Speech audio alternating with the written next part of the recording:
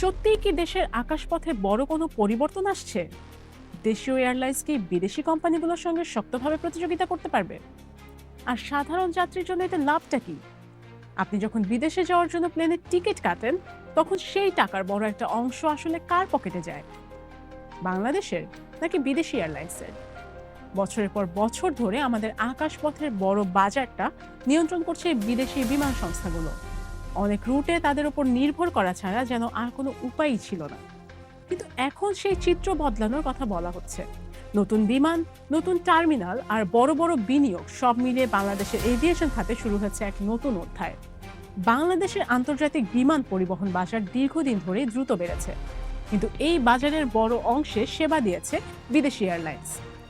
বিশেষ করে মধ্যপ্রাচ্য, ইউরোপ, উত্তর আমেরিকা কিংবা অস্ট্রেলিয়ার রুটে যেতে হলে বেশিরভাগ যাত্রীকে ট্রানজিট নিতে হয়েছে দুবাই, দোহা, আবুধাবি, দিল্লি, কলকাতা কিংবা ইস্তানবুলের মতো বিমানবন্দরে।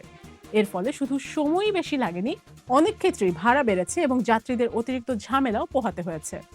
এখন সরকার ও দেশীয় এয়ারলাইন্সগুলো বলছে এই নির্ভরতা ধীরে ধীরে কমানোর লক্ষ্যেই নেওয়া হয়েছে বড় পরিকল্পনা। সবচেয়ে বড় পরিবর্তনের নাম ঢাকার হযরত শাহজালাল আন্তর্জাতিক বিমানবন্দরের থার্ড টার্মিনাল। এই টার্মিনাল পুরোপুরি চালু হলে বিমানবন্দরের যাত্রী ধারণ ক্ষমতা উল্লেখযোগ্যভাবে বাড়বে। পাশাপাশি কার্গো পরিবহনও অনেক সহজ হবে। অর্থাৎ শুধু যাত্রী নয়, রপ্তানি বাণিজ্যেও এর ইতিবাচক প্রভাব পড়তে পারে। বিশেষজ্ঞদের ধারণা, আগামী এক দশকে বাংলাদেশের আকাশপথে যাত্রীর সংখ্যা কয়েক কোটি ছাড়িয়ে যাবে। সেই ভবিষ্যতের কথা মাথায় রেখেই অবকাঠামো তৈরি করা হয়েছে। কিন্তু শুধু বড় টার্মিনাল বানালেই তো হবে না, সেখানে উড়বে কার বিমান? সেখানেই আসে দেশীয় এয়ারলাইন্সগুলোর সম্প্রসারণ পরিকল্পনা। রাষ্ট্রায়ত্ত বিমান বাংলাদেশ এয়ারলাইন্স তাদের বহর বাড়ানোর পরিকল্পনা নিয়েছে। নতুন বোয়িং বিমান কেনার পাশাপাশি অন্তর্বর্তী সময়ে কয়েকটি আধুনিক ড্রিম লাইনার লিজ নেওয়ার উদ্যোগ রয়েছে, যাতে নতুন রুট চালু করা এবং যাত্রী সেবা বাড়ানো যায়। অন্যদিকে দেশের সবচেয়ে বড় বেসরকারি এয়ারলাইন্স ইউএস বাংলা এয়ারলাইন্সও বহর সম্প্রসারণে বড় বিনিয়োগের ঘোষণা দিয়েছে। তাদের লক্ষ্য শুধু ঢাকা নয়, ভবিষ্যতে চট্টগ্রাম ও সিলেট থেকেও সরাসরি আন্তর্জাতিক ফ্লাইট চালু করা। এটি বাস্তবায়ন হলে অনেক যাত্রীকে আর ঢাকায় এসে ফ্লাইট ধরতে হবে না। এয়ার অ্যাস্ট্রা এবং নভো এয়ারও আন্তর্জাতিক রুটে প্রবেশের পরিকল্পনা নিয়ে কাজ করছে। যদিও এসব পরিকল্পনার বাস্তবায়ন নির্ভর করবে বিমান সংগ্রহ, অনুমোদন এবং বাণিজ্যিক সক্ষমতার উপর। সব মিলিয়ে দেশের 4টি বড় এয়ারলাইন্সই নিজেদের বহর বাড়ানোর দিকেই এগোচ্ছে। এখন প্রশ্ন হচ্ছে, এত শত কোটি ডলারের বিমান তারা কিভাবে আনছে? এর উত্তর হচ্ছে লিজিং। বিশ্বের বড় বড় বিমান লিজিং কোম্পানিগুলো বিভিন্ন এয়ারলাইন্সকে দীর্ঘমেয়াদে বিমান ভাড়া দেয়। বাংলাদেশ সাম্প্রতিক বছরগুলোতে আন্তর্জাতিক এভিয়েশন নীতিমালার সঙ্গে আরও সমন্বয় করেছে। বিশেষ করে কেপটাউন কনভেনশন বাস্তবায়নের ফলে আন্তর্জাতিক লিজিং প্রতিষ্ঠানগুলোর কাছে বাংলাদেশ তুলনামূলকভাবে আরও গ্রহণযোগ্য হয়েছে।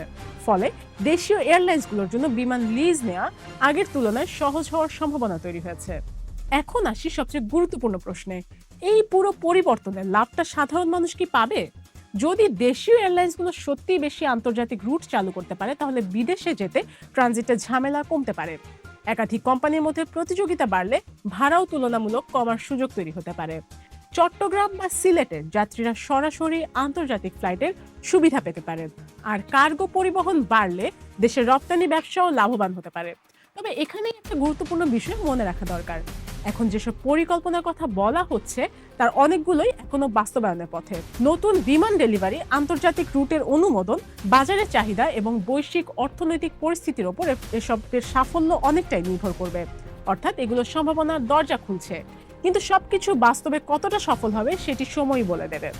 আরও একটি বড় চ্যালেঞ্জ রয়েছে, থার্ড টার্মিনাল চালু হলেও ঢাকায় এখনও একটি কার্যকর রানওয়ের ওপরেই বেশিরভাগ কার্যক্রম নির্ভরশীল। ভবিষ্যতে যাত্রী সংখ্যা আরও বেড়ে গেলে দ্বিতীয় রানওয়ে বা নতুন গ্রিনফিল্ড বিমানবন্দর নিয়ে ভাবতে হতে পারে।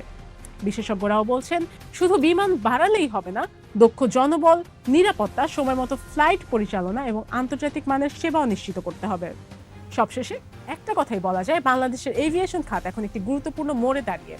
থার্ড টার্মিনাল, নতুন বিমান, আন্তর্জাতিক রুট এবং দেশীয় এয়ারলাইন্সগুলোর সম্প্রসারণ সবকিছু যদি পরিকল্পনা অনুযায়ী এগোয়, তাহলে আগামী কয়েক বছরে দেশের আকাশপথে সত্যি বড় পরিবর্তন দেখা যেতে পারে। আর সেই পরিবর্তনের সবচেয়ে বড় সুবিধাভোগী হতে পারেন সাধারণ যাত্রীরাই।